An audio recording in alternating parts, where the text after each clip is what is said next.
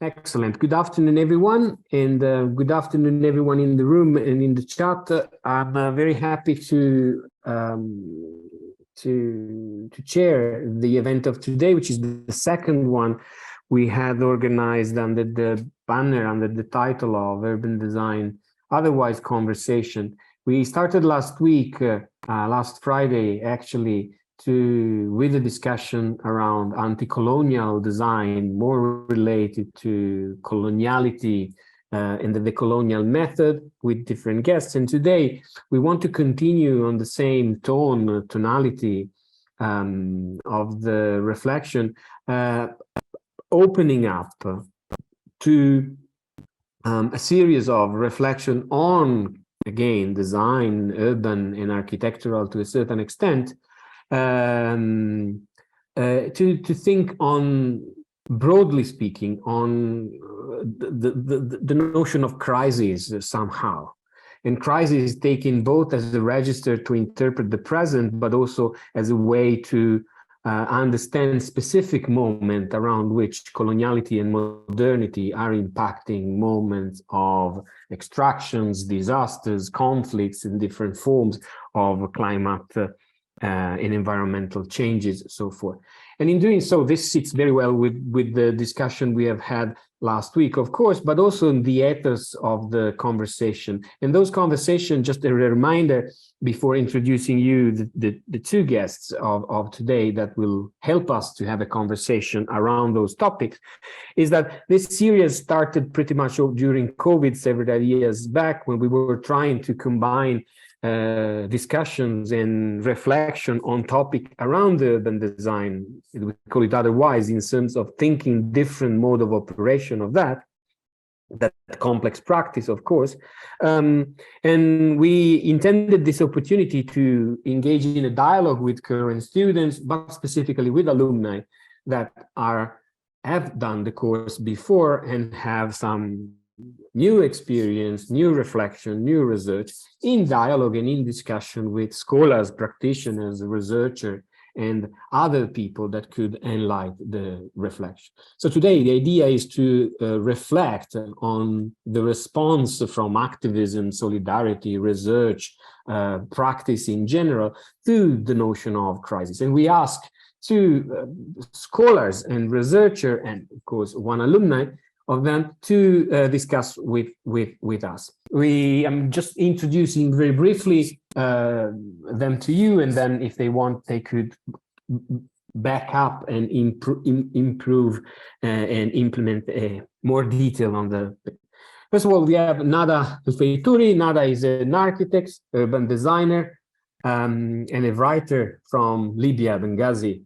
She did the BUD course a few years back, under the Chevening Scholarship, and she's working across different research and public practices, both in Middle East and outside. Nada will be in dialogue. She will start the presentation, and Nada will be in dialogue with us, with Marina Otero Verzier, which is the head of the Social Design Masters at the Academy of Eindhoven. And in 2002, she won the Harvard GST Wellwright Prize for a very interesting project on the future of data storage. She works on curation, on architecture, on practice, and she has beautiful books written on specifically on the lithium and the state of exhaustion, which is probably one of the recent books that she will talk more to. So without any further ado, the dynamic is pretty much the same. Each of you has about 25 minutes to go and present and reflect, and then each of us will have the opportunity to reflect back, to ask questions, to engage into a conversation. Max a couple of hours, an hour and a half, 45, but in any time we'll be in touch. Again, for all the people in the room and in the chat, possibility to ask questions, to intervene after, with the usual means, raising the hands or typing questions into the chat, and we'll definitely re-engage. So without any further ado, thank you again very much for your time. Nada, floors is all yours, and thanks. Awesome. Thank you, Camillo. And hello, everyone. It's nice to be back, even virtually, in the Bud studio. As Camilla mentioned, I did the Bud course 2018, 2019, right before the pandemic. So we were one of the lucky, the lucky groups. I'm just going to share my screen here, show you the beginning of my presentation. So thank you, DPU, Camillo, and Giovanna for the chance to kind of talk about some of my work, the things that I've been doing kind of post-Bud. As Camillo mentioned, I'm from Benghazi in Libya. It's a city where I've spent a lot of my life. It's where my parents are from, and where I experienced some kind of extraordinary historical moments. And so I've been kind of documenting and researching and writing about the change over time. It's important to me personally, but I also feel like there's so many interesting lessons that can be taken away from here. So just to give you an idea of what I'm going to be covering today, I want to set the scene a little bit. Where is Benghazi? Where is Libya? It's a country that's often off of the radar of the media and academia and global narratives in general. And I just want to share some of the local context. I'm going to talk to you a little bit about what it's like to see a reconstruction process in a city already in crisis. And this is something that isn't unique to Benghazi. These are lessons that are being replicated elsewhere in the region and also globally. Any city that requires reconstruction is a city facing multiple crises, whether it's the aftermath of a conflict or an ecological disaster or a pandemic, as we've seen more recently. But how each city tackles the process depends on its history and context. And it's here where I think some of the lessons from Benghazi can be taken away. I want to talk about the tensions between the narratives that we hear and especially what we've been hearing in Libya generally, whether it's from the United Nations Security Council or Western nation states or just the different actors, and between what people actually need and what people are actually working on. And then I kind of want to open the floor a bit and talk about how we can kind of decolonize or take apart this notion of reconstruction, especially in this kind of brave new world of the post-COVID, post-Ukraine, post-Arab Spring, a world where it's just post. We're always in the aftermath of something. We're always in the midst of something, and we're also in anticipation of a future crisis. So here in Benghazi, it's been 6 years since the war was officially declared over, officially by the people who won one side of the war. Right now, we're in what the UN calls the recovery and reconstruction phase of a conflict. And during my talk, I'm going to be kind of shitting on the UN. I've worked with them, so I know kind of the internal mechanisms and kind of the work that they're doing. And I have a lot of criticism of how they work, especially in countries like Libya. And I don't really like this kind of sanitizing language of recovery, reconstruction, like fitting them into neat little boxes, because it erases the sheer violence and the horror that people have endured. And you can't just kind of undo that with like a framework and some funding to clean up a street and then declare a city as being recovered. And so there's an interesting paper by a researcher called Bart Clem. He talked about the problem of peace and the meaning of post-war, where he deconstructs these terms. There are no clear phases to a crisis. The lines are very blurry. And in the middle of the armed conflict in Benghazi, for example, people were constructing housing and developing neighborhoods while next to them was being bombarded. And now in kind of this peacetime that we're living in, there are constant conflict of a different kind. And so there's various power players who are reshaping the city through land dispossession and illegally funded development projects, and kind of making a new type of city. And so just to clarify, when I use the term post-conflict, I'm referring to the end of like armed clashes, the end of snipers on the roof and tanks in the streets and a state of emergency. But that doesn't mean there isn't a different type of conflict that's happening in the city today. So the conflict in Benghazi officially started in 2014. And here I say officially again, it was one side declaring war on another side. And that's when things kind of kicked off between the military groups in the city, the paramilitary armed groups, the terrorist groups who were all kind of vying to gain control of Benghazi. And it's a conflict that was a long time in the making. Going back to 2011, when we had the revolution and the overthrow of the Gaddafi regime, we kind of lived in this euphoric state that surely the hardest part was overthrowing a dictator. Building a country is the easy part. And then we were surprised when we realized that actually throwing the dictator was the easiest part. We discovered that different people and cities and ideologies in the country had all different ideas of what this new country should look like.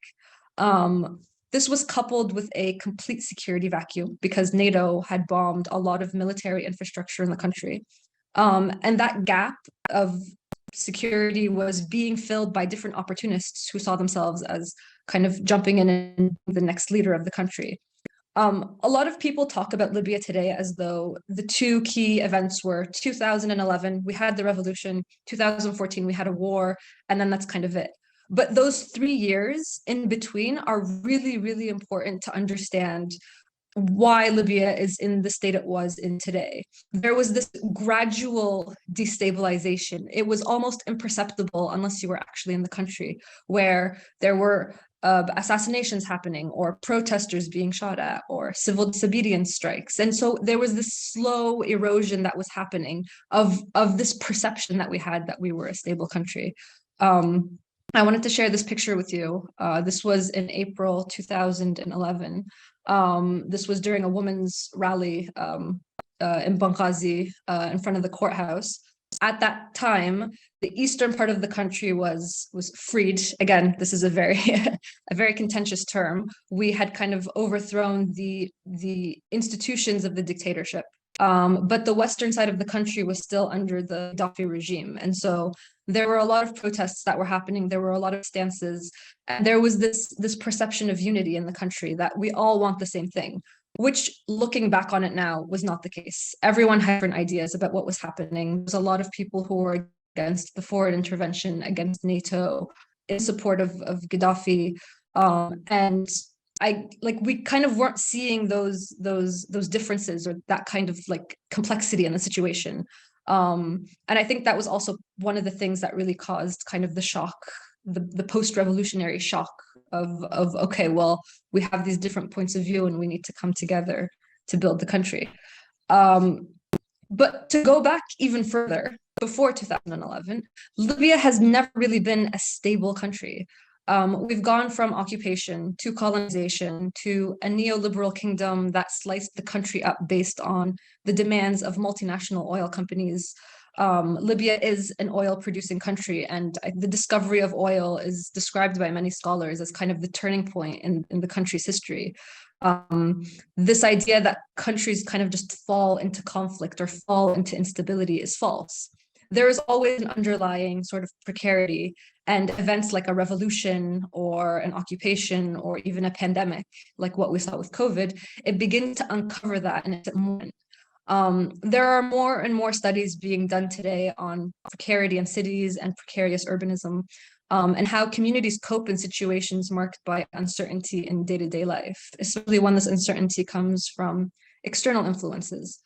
When you hear the word precarity, I think you imagine a sort of unsettling image of, mass homelessness or mass famine or some kind of cataclysmic event.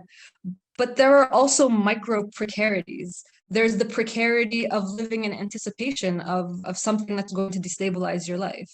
It's the small things that build up. In the case of Libyans living under the Gaddafi regime, it was wondering if the next day the government would decide to pass a new law or a new policy declaring that, there's no such thing as owning more than one home. Everyone who lives in a home or rents a home owns it.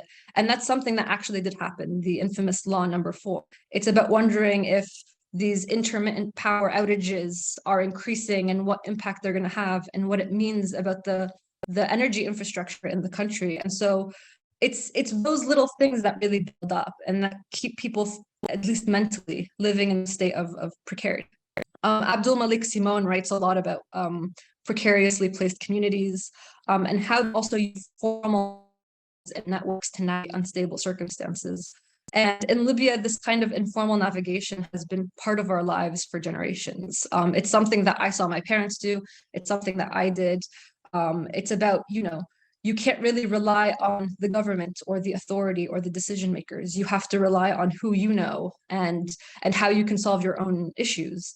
There's an interesting paper by an Iraqi scholar. Unfortunately, I forgot his name, but I'll try to link it in the chat later.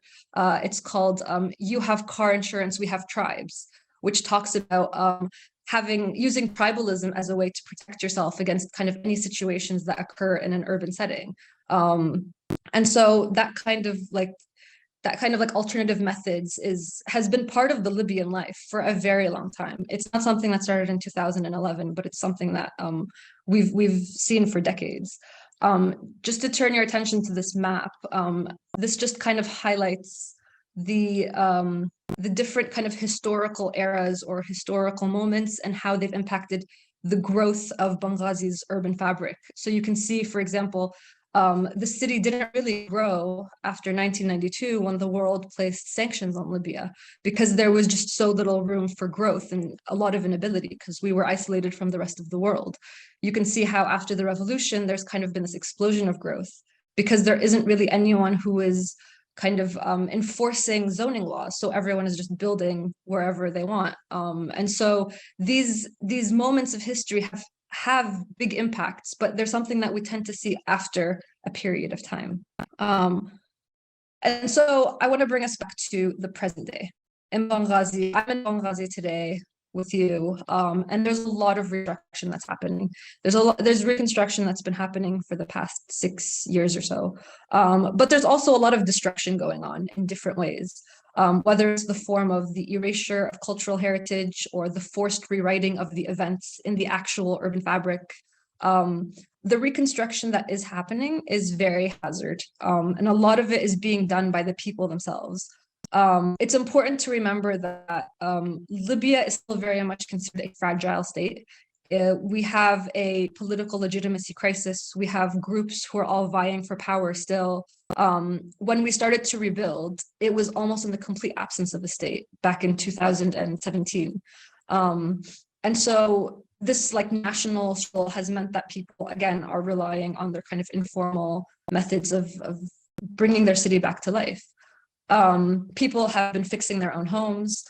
Community organizations, neighborhood councils have begun to clean up their streets and to fix infrastructure. An example of this in my neighborhood, for example, the local electrical engineer would gather like a group of youth and they would go around and fix the electrical infrastructure in the neighborhood that was damaged in the war because it was something that our neighborhood needed. This image is of a bulldozer owned by a man called Louay Funes. He's now become kind of like a local hero. He would go and he would clean up the rubble and the debris in the city center, which was the area that was most damaged in the war.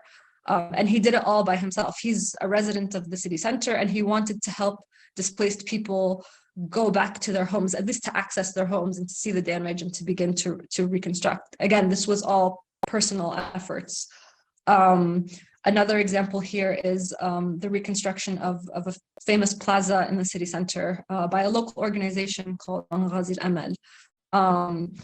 The thing is also, reconstruction is also a very contentious process because people don't really agree on what reconstruction should look like. This was a popular project among the local residents of the neighborhood because, you know, they cleaned up the space, they fixed the building, they painted over the burns of the building, but then the kind of the heritage experts said, well, you didn't really like restore this the way it should be based on like official guidelines and restoration techniques. And so there is also this tension of what should reconstruction look like? Should we bring back things as they looked before? Should we knock things down and build something new? There's quite a large segment of the population who really want to see skyscrapers in the city center. They say, you know, we want to be like the rest of the world. We want to be like, you know, we want to feel modern. And the Libyan image, modernity means skyscrapers. It means Dubai. It means, you know, kind of glass and metal city centers. And so this itself is kind of a conflict that's happening on the local level in the city. Teresa Caldera is a really great Brazilian researcher, and she coined the term auto construction, which refers to the way that people make their own urbanism, people building their own homes, paving their own streets, doing things that the state would consider informal, but it's also where the state wouldn't necessarily step in. In our case, again, there isn't much of a state to step in here. And so what is happening in Benghazi is kind of like auto reconstruction. It's people doing their own reconstruction outside of frameworks, outside of national visions. It's just people kind of trying to bring back their city in like bits and pieces. And so while doing all of this reconstruction, the world hasn't stopped throwing more crisis at us. COVID-19 had hugely delayed the reconstruction process in Benghazi. We're hearing about people being told to shelter while there are still thousands of families whose shelter was destroyed in the war. The Ukraine-Russia conflict coupled crisis has created more urgent spending priorities for the average Libyan, which means, people who are saving up money to rebuild their homes have to put that money towards, for example, increasing cost of groceries. We're also trying to reconstruct while the climate is continuously changing around us. And in Benghazi, that means there's more flooding every year, unprecedented levels of flooding every winter, which creates more delays. It means that the increased desertification in southern Libya is leading to more internal migration in the country. People are coming south to the north, to cities like Benghazi, and it's creating a strain on our already damaged infrastructure. You can begin almost to visualize these layers of crisis in a city the way you would visualize like a cross section of soil. It's just kind of one on top of the other. We're hearing about the different targets that countries are being given by international organizations to Libyan ministries or to civil society organizations. They no longer see Libya as an emergency situation. And Libya is a little bit of a strange context because we're not a poor country. We're a country that makes $150 million a day selling oil, but we're a country with poor administrative institutional infrastructure. And so how do we use this money in a way that it goes to where it needs to go? And so we are placed in a category that doesn't necessarily fit us. And we're being given money to do things that aren't necessarily the priority on ground. If you ask the average Benghazi resident if funding should go to climate change mitigation or to reconstructing the city center, it's not difficult to guess what they're going to pick. But both of these things are important. So it becomes a question of how do you focus on so many different issues and so many different crises with so few resources? And how do you justify your focus? Like for us, Libya as a country, how do we justify saying we want to prioritize reconstruction and not climate change without isolating ourselves as a country from the rest of the world? And I can tell you that the last thing Libyans want is to feel isolated again. It's something we've experienced over the decades, and we don't want to be seen as we don't care about climate change, but there's just so many other things. This picture here kind of captures what I'm talking about. So in 2017, during the sort of emergency recovery phase of the reconstruction process, the UN kind of defined phases. They decided that the best solution for Libya would be to flood us with solar panels. It ticks off their mandate of like promoting clean energy, combating climate change, but it also provides an alternative energy source in a country where the energy infrastructure is very weak or destroyed. So it's two birds with one stone, right? The thing is, when you parachute into a fragile country with a new kind of technology, you need to put the actual effort of introducing it and understanding how it's fitting in with the existing context. I worked with UNDP for a bit, and they asked me to assess the effectiveness of the solar panels they installed in 3 hospitals in Benghazi. So I visited the hospitals and I asked the staff how the panels made a difference to their work. And they kind of looked at me with confusion for a bit. And then like it slowly dawned on them what I was talking about. And they're like, oh, lack of boards on the roof. Yeah, we don't know how to make them work. We don't know how to plug them in. So this is like a very anecdotal story. It did actually happen. And in this European sort of the lack of foresight in bringing in new energy technology in a country where oil is heavily subsidized. oil in Libya is cheaper than water. Why would I learn to use a solar panel, learn how to make it work when I can just fill my generator and it costs me like what, $3? And so it's kind of like there's this image of like we're working on climate change, but really it's not fitting into the local culture or the local priorities.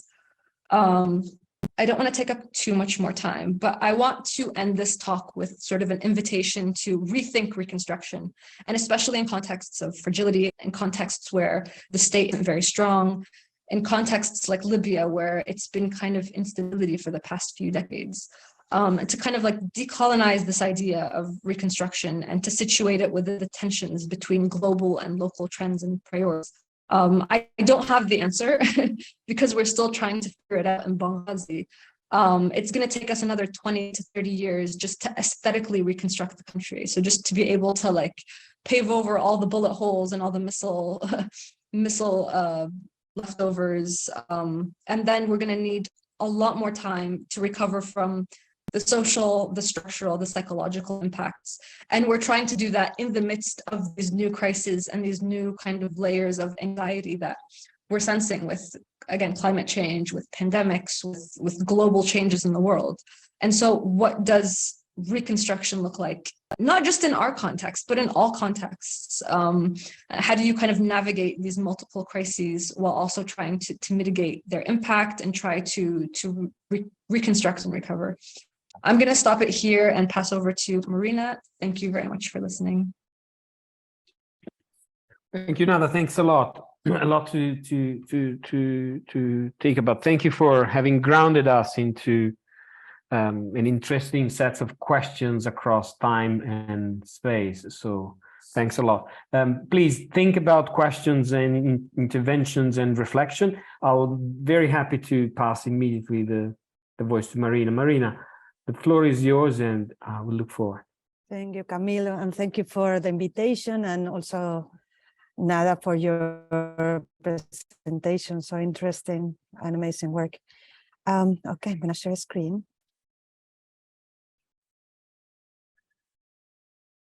Do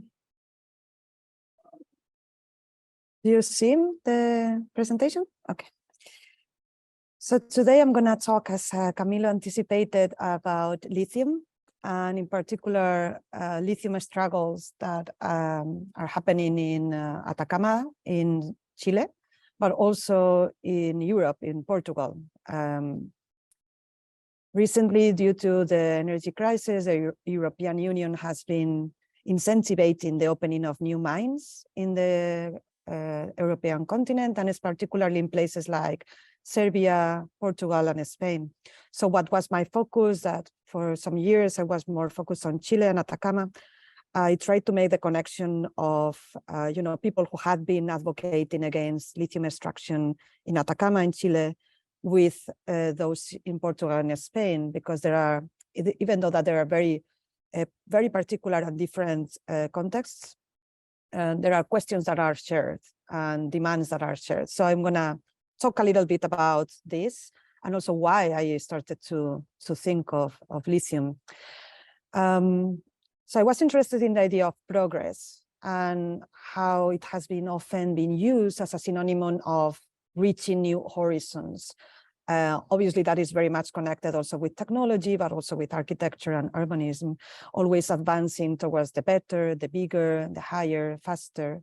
And how bodies, and when I say bodies, I say also, human, non-human, and planetary, have been working on reaching their limits, no? Like they have been pushed to previously unimaginable accomplishments. But as the ecological catastrophe looms and Western notions of progress are being contested, this relentless search for more has been also critically examined, and humans' obsession with stretching the limits is not achieved without catastrophic consequences. Yet when we think that we reach these limits, our compulsive desires or the compulsive desires of certain humans and the appetite for more is channeled through new formulas to keep on. And lithium is one of those formulas. It's a natural element found in high concentration only in very few places on Earth. So despite that, they are also now discovering it in other countries. This high concentration happens in very few places, and one of them is in the Puna de Atacama, or the so-called lithium triangle in Chile, Bolivia, and Argentina.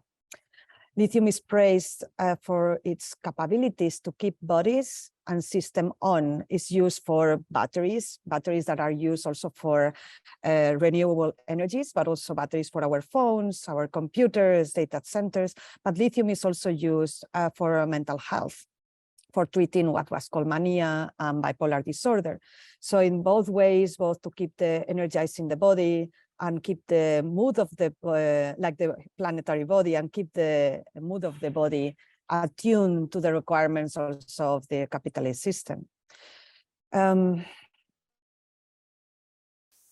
in order to create these two components, both for the batteries and for the pills, especially for the batteries though, we have to go through processes that involve evaporating millions of liters of water every day in the world's driest desert, that is Atacama. In the Puna de Atacama and these Andean regions, water is the most crucial support for the human and non-human inhabitants. But as this water, the salares, contain high concentrations of salts and minerals, extractivist industries, such as the lithium one, are depleting the entire reservoirs.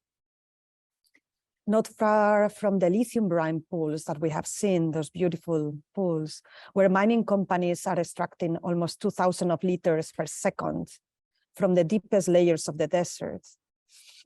Our millions of liters of water, I have said, are evaporated annually to run the smart city and host the metaverse. The Atacameño communities subsist through ancestral solidarity.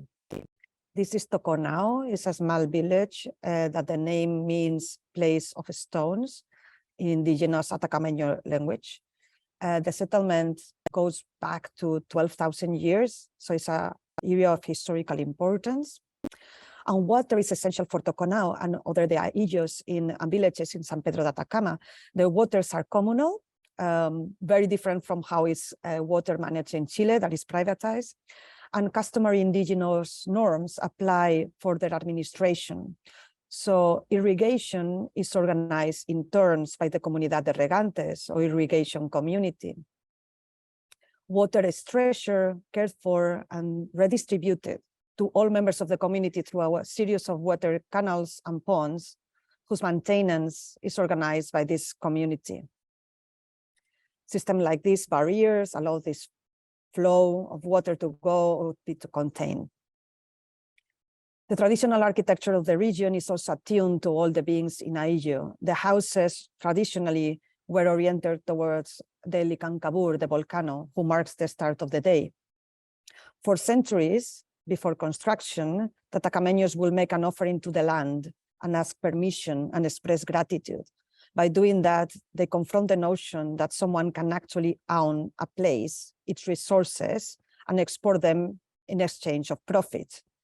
We don't own anything, we are part of everything. Rolando Humire, an indigenous leader and biologist, says, it is only with the permission from the spirits and the ancestors and Mother Earth that his community interacts with the land.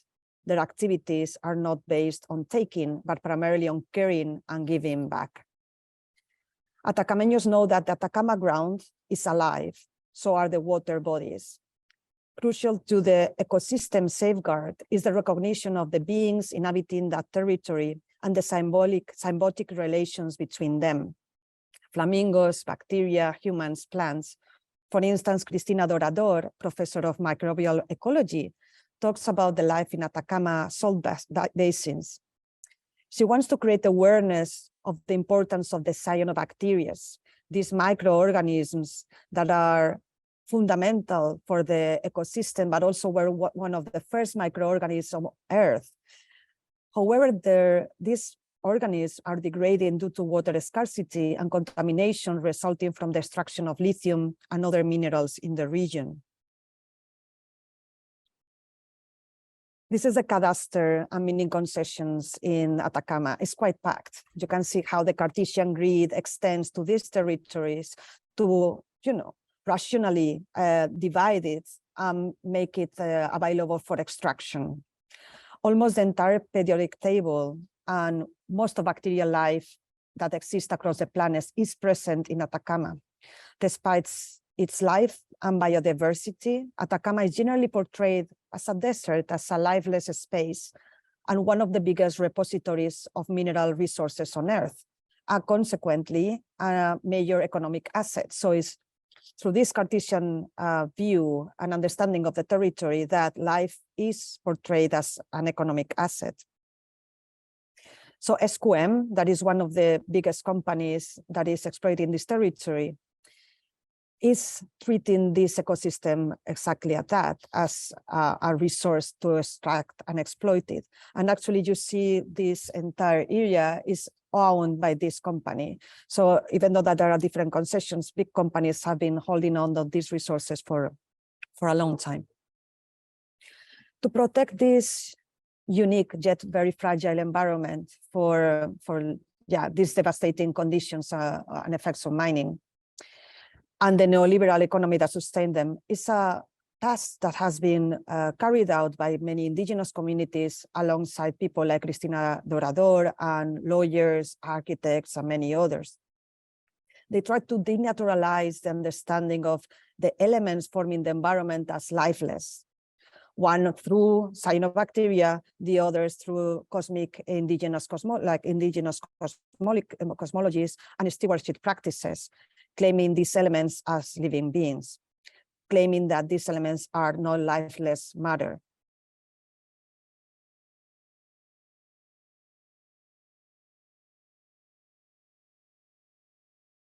Against the images, aerial images that tend to see of lithium in the news, it's important to go to the ground and bridge the gap between aesthetics and politics. The aesthetic experience of this landscape often obscures the threat that these infrastructures pose for the survival of these entire communities and ecosystem in the name of corporate profit and in support of the belief that lithium will keep this running as coal or oil did before. Water is extracted at such a pace that directly affects the local aquifer, which leads to drop the water level in the entire region, not only the communities.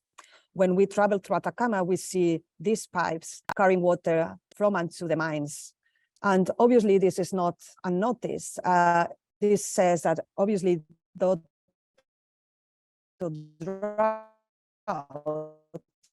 the activities of mining companies in priorities like mining or having water actually for drinking, or like allowing all these communities to be in danger.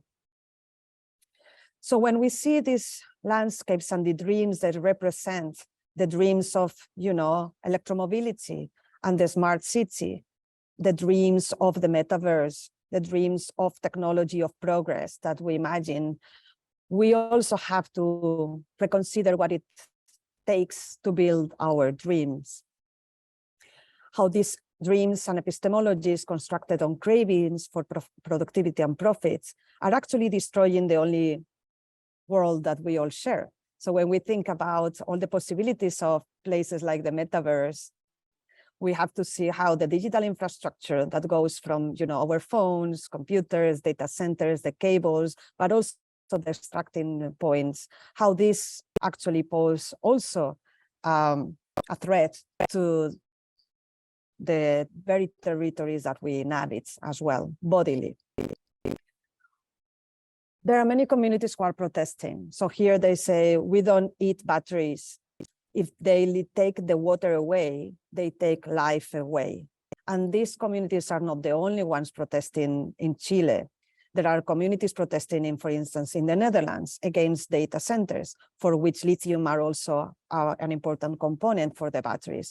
They are also protesting against the way in which digital infrastructures consume energy and produce water that otherwise will go to the communities. There are communities that are also protesting in the northern countries, especially indigenous communities, Sami communities that are affected by these green energy projects like wind farms, for instance, that are sold as renewable energy, but nevertheless affect the very ecosystems that where they have been living for generations, and their livelihoods depend on those ecosystems. And obviously back in Chile, not only in Atacama, but also in Santiago, where new data centers are being built. And obviously the country wants to portray itself as, this new space where not only having the components like lithium, but adding value to the production chain by creating batteries and having data centers, so concentrating much more digital infrastructure. There, the communities are also protesting and managed to stop one Google data center in the community of Cerrillos because it was consuming more water than the entire community.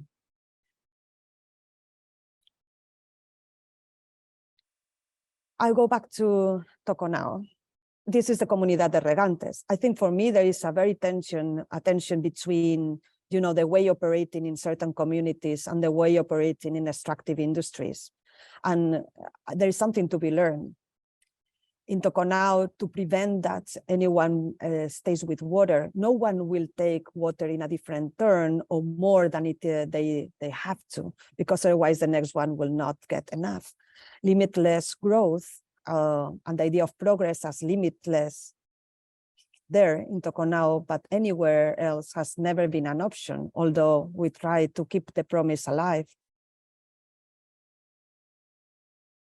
As the metaverse, the smart cities, and these low latency digital subjectivities expand, the terms of watering these lands in Toconao and other villages are getting farther and farther apart because there is less and less water. So to me, these two systems are, something that we have to consider. They are different worldviews, different ways of approaching, resources, understanding land, understanding our relation to the land, and relations of property and profit. Obviously, there is something very interesting there. Maybe, I don't know how I am doing with time. It's already too late? No, you're doing very good, no problem. Okay. So, as I said, these communities ask, ¿bebo litio como cobre? Do I actually drink lithium or I eat copper? So these are the questions. What are the priorities that we want to put? But this perhaps paradoxical is that I said at the beginning, we do eat lithium as well. So we are using it for the batteries, but lithium is also used as an element for treating mania and bipolar disorder and other mental health issues. Very often is one of the most used elements because it's actually not patented, because it's not a formula, it's an element that you can find on Earth directly. So these two architectures for me, these compact architectures, are very much representing a contemporary condition where we try to keep on, and we are not realizing perhaps as much as we should, that perhaps what has to change is not the medium, the technology, but like the way in which we are attuned to the system. So if the lithium battery has these promises of keeping our consumption alive, maybe we have to reconsider consumption and not to put all the eggs and the aims in yet another element technology. In the case of the lithium pill, in many occasions, the management of moods has been also used to pacify and segregate different populations based on certain understandings of mental health, ability, etc. Also based in many ways about their productivity, how they are productive to continue serving the system. So, in fact, lithium is much more present than we think in that sense. In the 50s, 60s, it was used, for instance, in drinks like 7-Up that was marketed for especially housewives to elevate their mood when they were perhaps a bit depressed to be at home under like the patriarchy. I'm not gonna go deep in there, but it's very interesting. And the message was fresh up, keep smiling. And this was this drink made of lithium that will, keep you smiling when perhaps you could not. And more recently, during the crisis in 2008, there was some studies analyzing the waters in the tap water of different cities and the amount of lithium that was present. And there were some countries, including Greece, that consider adding lithium to the tap water to somehow change the mood or pacify the population that were under such pressure due to, the economic crisis and the different measures made by the European Union. So these some questions were present in this book that Camilo was naming. It's basically looking at these histories of lithium and the relation to forms of exhaustion and extraction of different bodies. And recently, as I said, maybe the territory changed because I started working in Portugal. I'm from the north of Spain, in Galicia, that is very near to Portugal, and many lithium mines are planned there. This is one of the sites where a mine is planned. It's one of the most biodiverse places in Portugal. It's extremely beautiful, and this entire thing that you see is going to be a big hole mining. It's going to be open mine. So it's not like in Atacama that is bathed by evaporation. Here is open pit.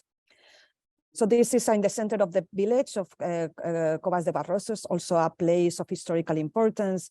And the company Savannah Resources has installed, a headquarters to convince the neighbors to sell their properties so they can go ahead with the plans of the mine. But obviously there is opposition.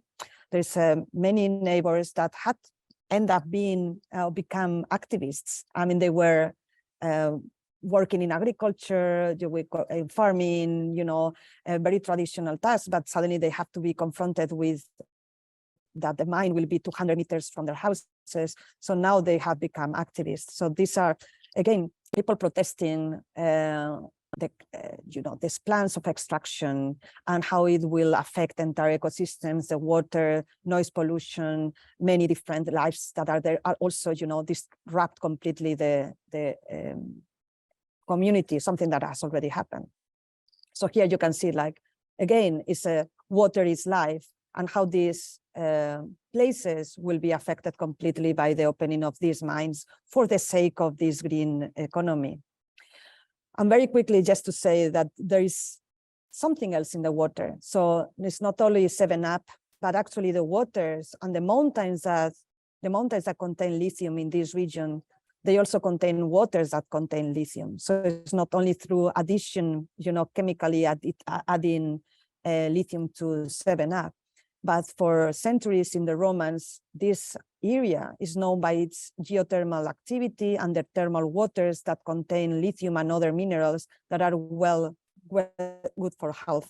So what was like natural springs, they coalesced in some fountains, later in more sophisticated architectural complexes made of thermal, where also aristocracy and the bourgeoisie were visiting for treatments, especially during the Industrial Revolution, where there was this idea of exhaustion at the bodies that are put to the limit, and they still are today. So this is in Vidago, in the north of Portugal, and you can see these fountains where these waters, lithium waters, emerge out of the entrails of the mountain, and these fountains celebrate things like fame, victory,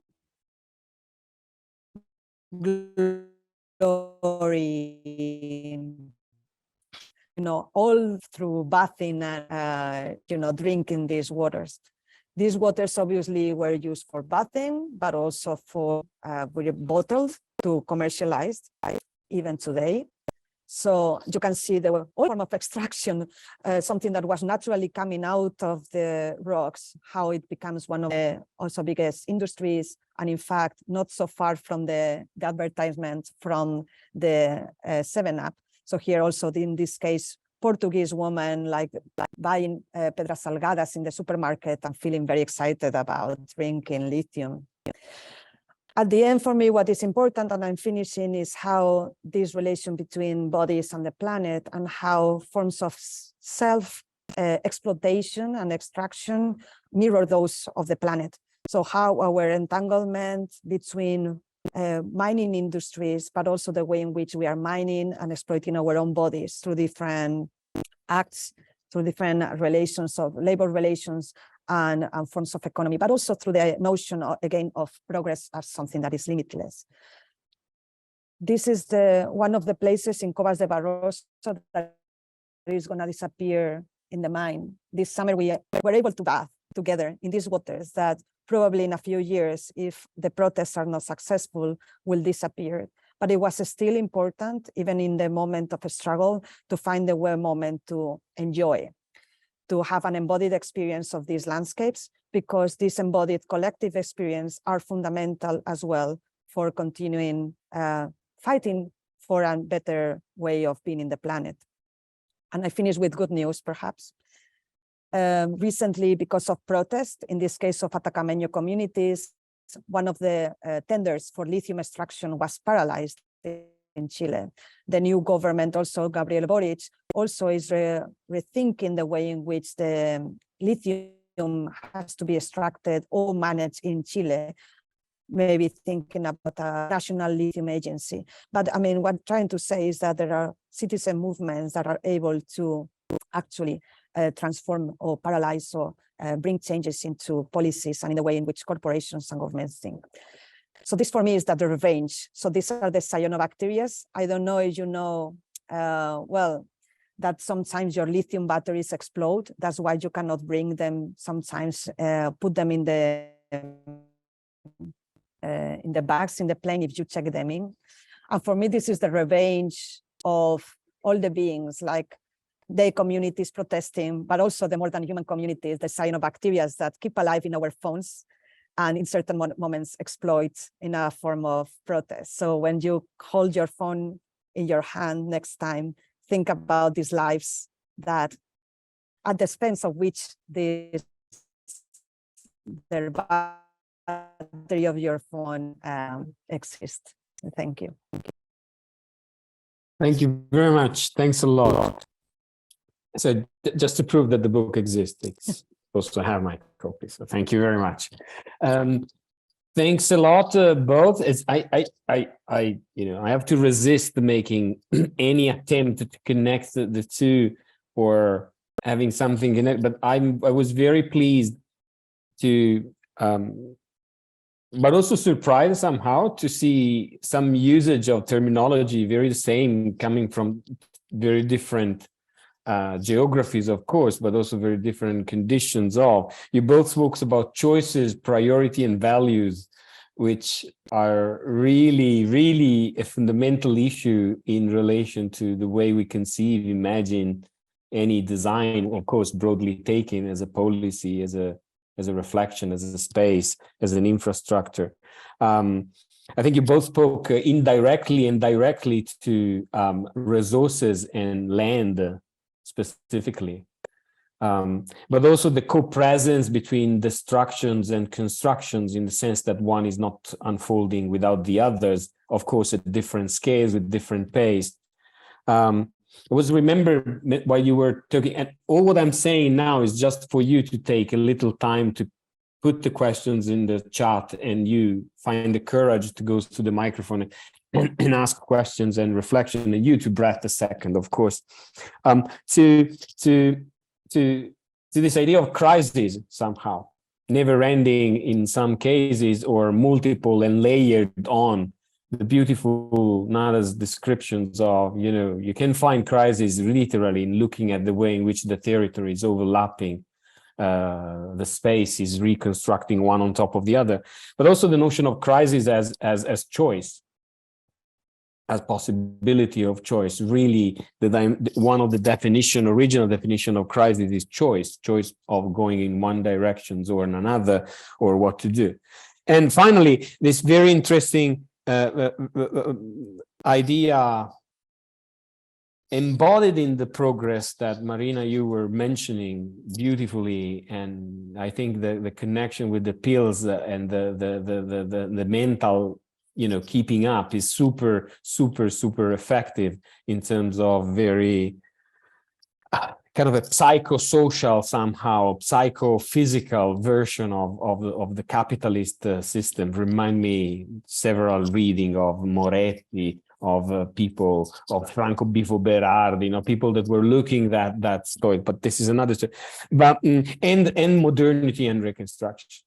This idea of future as one direction, as given, as determined, I found it extremely powerful into the reflection. So anyone want to start with a comment? Either you yourself can, reflecting back, transgressing back to your own reflection, but specifically people in the room and people in the chat. I'm trying to keep my eyes into that. So really open for a conversation.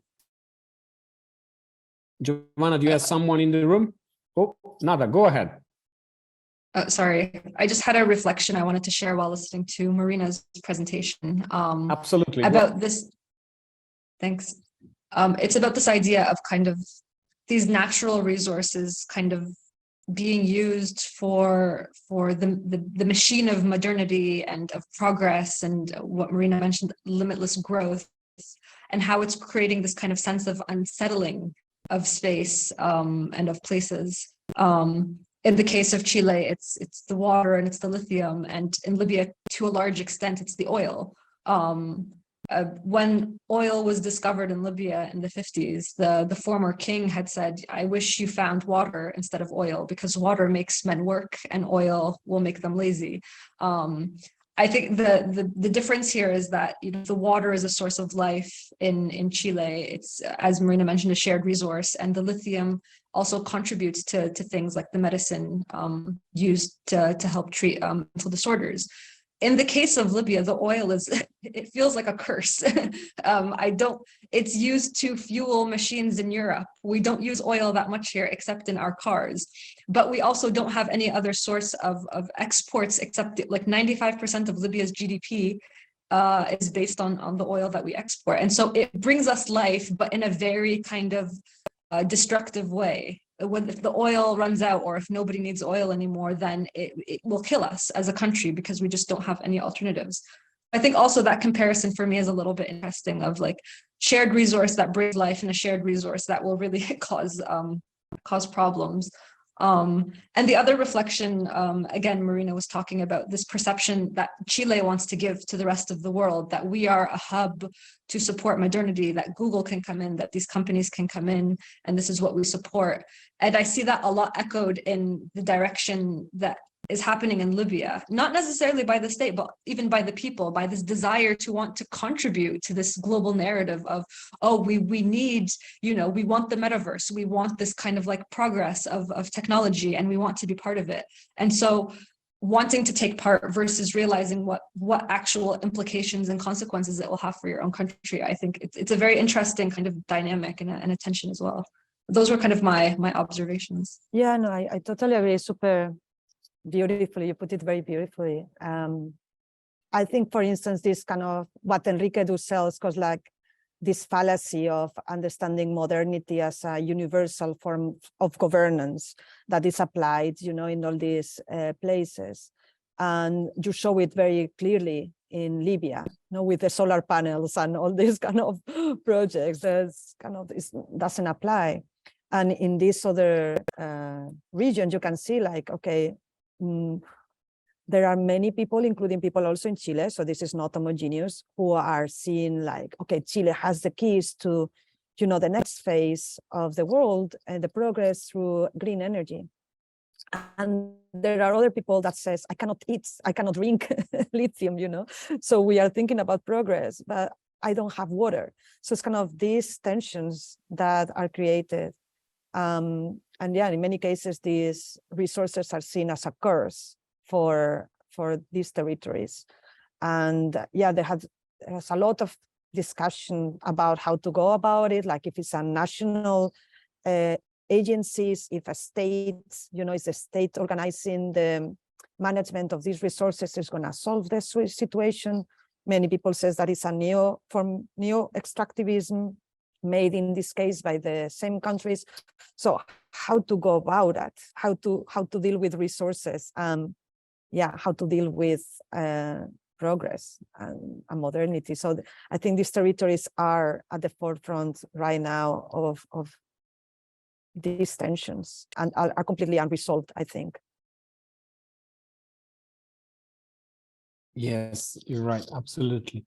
Anyone questions in the room, Joanna?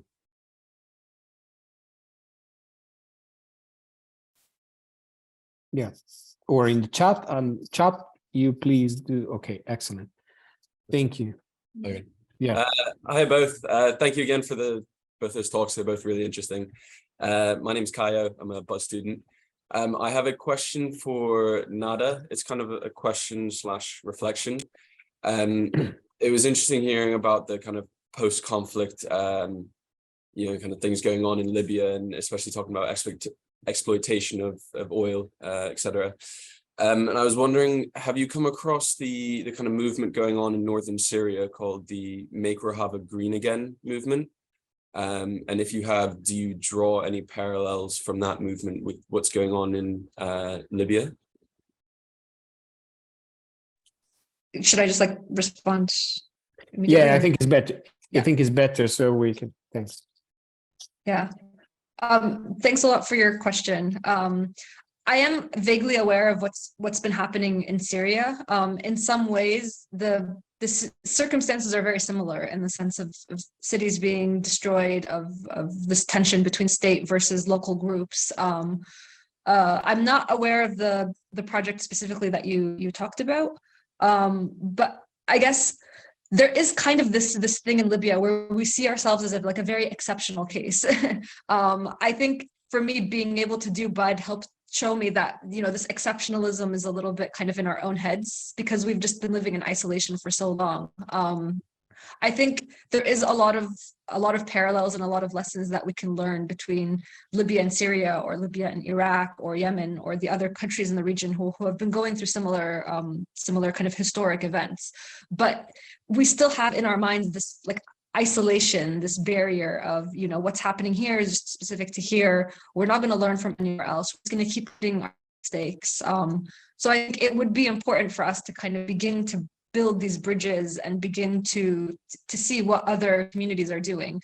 With the caveat, of course, that especially in the Middle East and North Africa, these kind of relationships are also very political. The relationship between Libya and Syria today is based on how good of a relationship there is between the military here and the Assad regime versus the rebels and the government in Tripoli, for example. So that also is very much fraught with tensions in itself.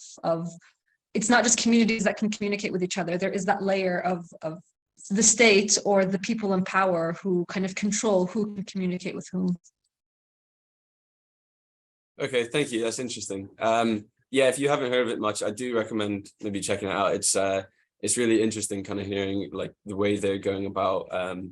They're talking a lot about climate change adaptation, and historically, I guess it's occupied by the Kurdish people, and historically been very kind of oppressed. So yeah, it's a really interesting movement, and it sounds quite similar to some of the things you were talking about in terms of troubles going on in Libya. But yeah, thanks again. Appreciate it. Thanks. What's the name of the project again? Sorry. It's called Make Rojava Green Again. They wrote a little book, and it's called the Internationalist Commune of Rojava, and I don't know loads and loads about them, but there's a book that they've produced, and it's really interesting, and it's kind of a rejection of the Assad regime, of the West, and of kind of capitalist modernity, and kind of trying to move forward in a more self-sufficient and using ideology called social ecology. But yeah, really, I'd recommend. Cool. Thank you so much. Yeah, that's it. There you go. Thank you. Anyone else? Thanks a lot. Anyone else? Someone? Maria? So we have two. They have to decide which one goes first. Sorry. Absolutely. This is a physical time to move to the microphone that help us to think. Is not a silence. It's appreciate. Hello, hello. Hello, thanks a lot for your presentation. It's really nice to see how maybe we can go like after finish this course to do some of these interesting things and develop a lot of like interesting topics. So my question was a little bit related with the answer that Nara just was saying, and it's about like this connection, if you have found or some connections, some solidarity networks in the topics that you are being developed, because I think like, of course, every context is different, but there's a lot of learning that people that are like struggling can, like they can dialogue and construct some learnings about how they can resist. So if for example in Marina's case studies, there's some connection between Chile and Portugal and how that's working, and also like what kind of futures are these people imagine, because I think when you are fighting against something, at the same time you are imagining a different future, different from metaverse or this modern glass and steel kind of architecture. So what kind of future are these communities imagine? Thank you. I knew that the question was, the difficult questions were about to come. So over to you. Marina, do you want to start? So another rest for a second. Well, I mean, I'm very interested in this notion that Marisol de la Cadena uses, quoting Isabel Stengers, that is politics across differences, no? Like politics across divergence. And I say that because many times the alliances that are created across geographies and movements have to compromise certain aspects. For instance, I give you an example. The movements that are against extractivism in Portugal are generally leftist in terms of politics, but they are fighting against the leftist government. One of the, the Portuguese government is leftist, and against the European Union and the program of New Green Deal, which is kind of paradoxical, no? But they are aligned with many people from, the mountains who see the government and their plans to do the mining as very controversial, so they are voting right-wing. So you find very different tensions, politically speaking, and how, for instance, right-wing politicians take the fight against lithium in two ways: one, to attack the leftist government, but also to promote other fossil fuels again and non-green energy, because they use the work of people like me that are like criticizing lithium to say, well, lithium is not that good after all, so we should keep on working with coal. Similarly, there's communities of Covas de Barroso in Portugal. They have been in solidarity with the context in Serbia. Many of the protesters in Serbia are also politically more tending to the extreme right and right wing. So what is that they unite them and is worth the alliance? So what unites them in this case is the fight against extractivism. But you can see that suddenly there is a kind of very paradoxical situation in which, you see the causes of extractivism, but you see how, very different communities are aligned against a mine, but nevertheless, they completely disalign in terms of their worldviews. And this is very difficult, but at the same time, I think there are certain transformations that have to happen in the world that will only be possible and we do these alliances across divergence, because otherwise it's going to be impossible. So this for me is kind of shocking, and it's very difficult to situate yourself when you want to be an ally in those movements. I am an ally of what?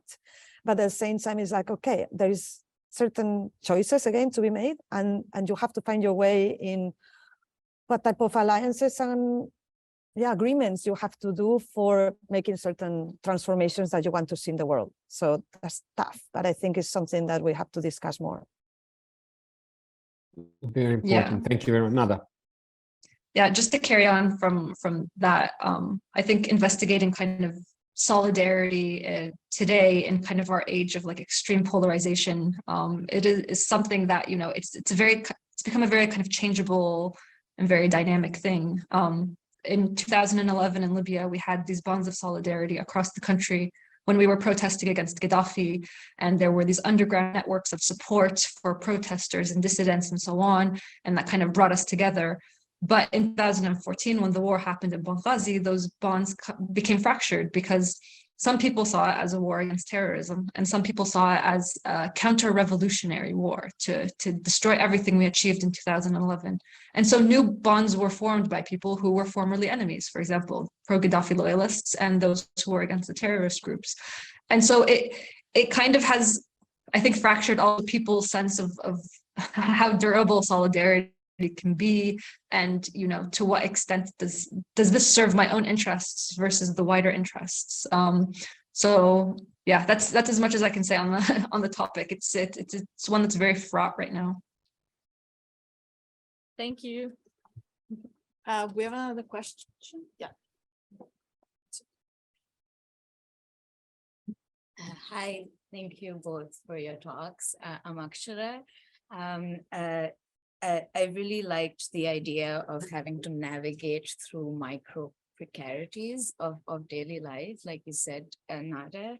And for both of you, I was wondering if you could talk a little more about the money that is made from the oil or the lithium. I'm sure both of you have tried to trace how it is actually spent and where it goes. If you could talk a bit more about how and why it doesn't reach the development projects and where it actually ends up going. That would be great. Thank you. Thank you. Want to start? Nada, you want to start? Yeah, I can jump in. Just because in Libya, it's a very specific sort of mechanism. The oil sector is technically owned by the state. And it was one of the reforms that Gaddafi made in 1969 during the coup. He didn't want to see any more multinational oil companies controlling the country. And so the entire oil sector was nationalized. Any oil company that comes and works in Libya has to have 51% at least Libyan ownership. And so that was kind of done as a move to kind of show that the oil belongs to the Libyans. It's our resource. But then the problem with that also, one resource being managed by one institution, and the institution of the Gaddafi regime was one that was marked by paranoia and fear of delegation. And so it was really just being controlled by a very small group of people. This money comes in, they get to designate, and whoever has favor with the regime can bring some money to their city or their tribe or to their area. And that's kind of how it was happening for 42 years under the Gaddafi regime. It was this client-patron relationship of, oh, you know, I know you, I'm friends with you, you're my neighbor, and you're controlling some oil money. Can you please like pave a road in my neighborhood? Today, it's a little bit more complex. The single institution that controls the oil in Libya is the National Oil Company, the NOC. And the single institution that deals with the revenue is the Central Bank of Libya. And there's been a lot of effort to try and show that these two institutions are neutral in the conflict. They only serve the Libyan people. They do not belong to one side or another. That's the official sort of statement, but unofficially that's not true. The money is diverted based on who has favor, this client-patron relationship. And for Libya as well, we have this strange case where the oil money is used to kind of subsidize like the public sector. Like we have a huge sorry, increase in public sector jobs. We have more public sector servants than we actually need. And they get a government salary. And that's kind of seen as how the oil money is being distributed and given to people. So it's even in your pocket. It's not given in your urbanism. It's not given in projects, you know, very much it's inside of your own little bubble rather than as a shared resource. And that's kind of how the money is being managed now, the way I see it. But I'll pass over to Marina. Yeah, it's very interesting to hear like the question of nationalization of resources and then what happens. So it's not necessarily the solution. But in Chile, Chile in theory owns the resources, but they have tender processes to have a concession for exploitation to companies. Some of them are national, like SQM, previously Corfo, but others are international, like for instance, this Build Your Dreams. They are working as Chinese and they are doing electromobility. So what the conversation is happening now is actually most of the value somehow is going out of the country because these companies extract the material because they have the means of extraction. It's costly to extract, but then they have the resource and then they create the battery that has an added value. So Chile gets the money from the companies to extract, but the other companies make the products that then are sold in the market and they have a higher value. So the conversation now, by the government, for instance, is how to keep somehow the value, adding value within the, Chile. Then there's a question of Atacameño communities. So until now, the companies have been giving money as corporate social responsibility. So you can see many projects happening, whether they are renovation, rehabilitation projects in the ageos, in the villages, but also, I was doing wine tasting in one place, and it's a winery organized by the indigenous communities. This project is also funded by SQM. So it's very tense relation, but at the same time, it's fair. So it's totally unfair because the indigenous communities will be the stewards of that land and sometimes are not even consulted. They are given some money, but one will claim if economic profit is actually what is at stake here when entire ecosystems are degrading. But again, the communities are not homogeneous, so many people they have done agreements to get actually a percentage of the profits made by companies. So some communities are actually getting a good chunk of money. Again, I don't think that's the environmental damage and the damage that has done in the community is quantifiable in terms of profits, but this is how it's done. In the case of Portugal, it's tricky because the mines are still in process, but what they have been tracing, the people protesting the mines and the neighbors, is that are Portuguese companies that they can apply to European funding because Europe is actually subsidizing a lot of these projects for identifying new resources. But then if you trace them, they are very small companies that seem to be Portuguese, that are new, but they are actually holdings that are offices in London, but actually they don't even have an office. They then are related to Australian companies. So it's a big conglomerate. And most of them, they are not even interested in exploiting the mine.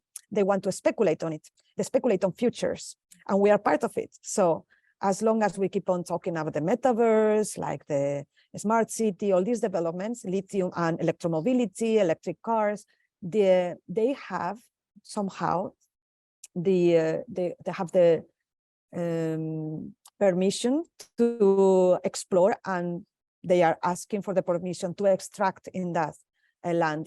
Probably these companies, they don't have the means to be extracting lithium, but in the moment that will happen, they sell to another one. So this kind of speculation is almost like real estate, but in terms with resources and projecting on futures and our ideas of green energy, green transition, and progress.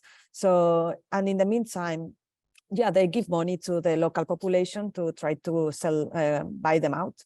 Some of them agree because they are paying quite good money for terrains that are, rural ones, otherwise would not be so profitable. Many people resist. So it's still unfolding. I will tell you more next time to see what happens. Yeah, I have like a Thank you. short one. I just wanted to know what percentage of lithium extracted from the world is taken from the Atacama Desert. Most of it is the second place. I think Australia is the first. Or China, Australia are sometimes debating that, but Atacama is the second one. Apparently, Bolivia has one of the biggest resources. The Bolivian government nationalized lithium, and they have been accused, like Financial Times, all these lobbyists around the world have been accusing Bolivia of holding the progress and the green transition from the world, because Bolivia is not extracting at the pace that they expect. So Bolivia has also big resources. Atacama, Chile is the second. Okay. Yeah. Thank you. Yeah. Thank you very much. Anyone else from the room? I can't see anyone in the chats. Otherwise, I have one maybe question. Can I go? You have one? Go ahead. Hi. Yes, please. Hi, thank you for your presentations. They were both really interesting. I have a question for Nada, specifically, I suppose. So with post-conflict cities, some of the education I've had in that and the reading that I've done talks about, and I really resonate with the idea that the conflict isn't over when the bombs start dropping and people stop shooting. The conflict happens long before and after the official date. But I know that in post-conflict cities, sometimes you end up with these like parallel institutions and parallel cities in some ways, where one community gets to control a certain institution and sort of you rely on those networks if you're within that community to for your livelihood and for your jobs, for example. So one question is, do you see that in post-conflict Benghazi? And also, are there any sort of initiatives and projects that try and explicitly work in a cross-community way to try and halt this like parallel development? It's a good question, because when I was working on reconstruction here on an institutional level, we had so many of these like parallel mandates and overlapping mandates.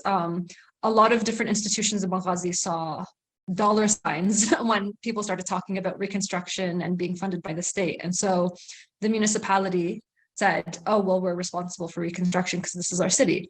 And the Ministry of Housing and Utilities said, no, well, all of these houses and utilities that are destroyed, it means I'm the one who's responsible for reconstruction.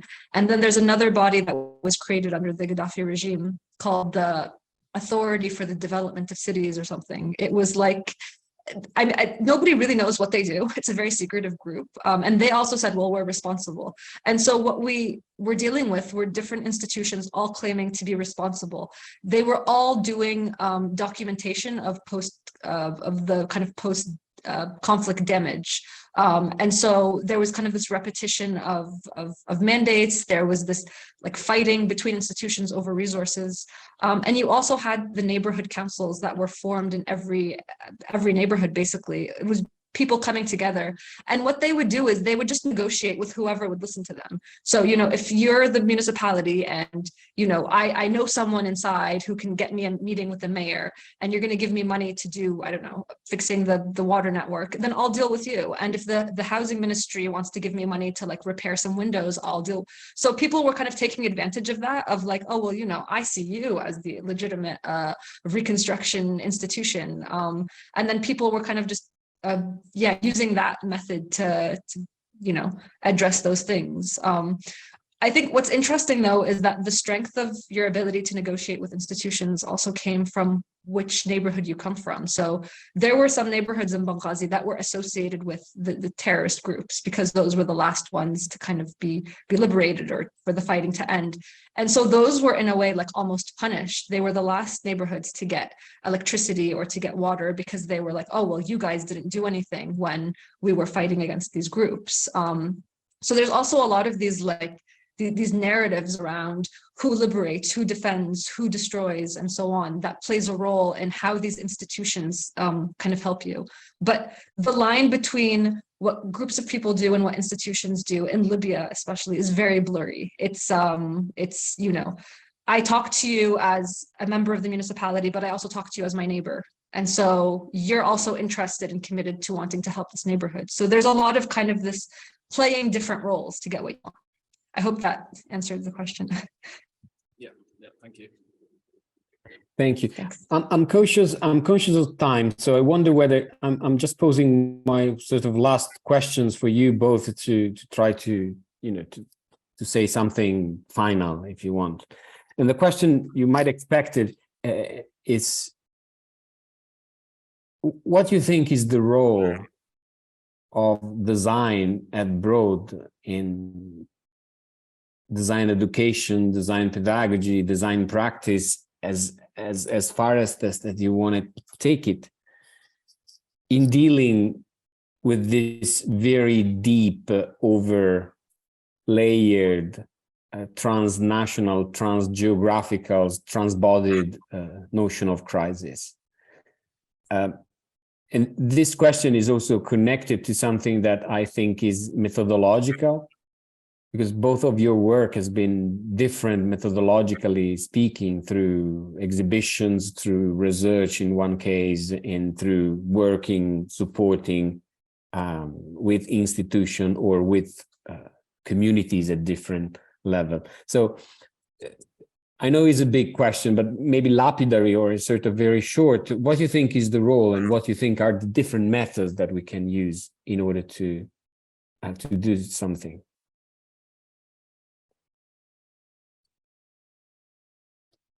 Marina, you want to start?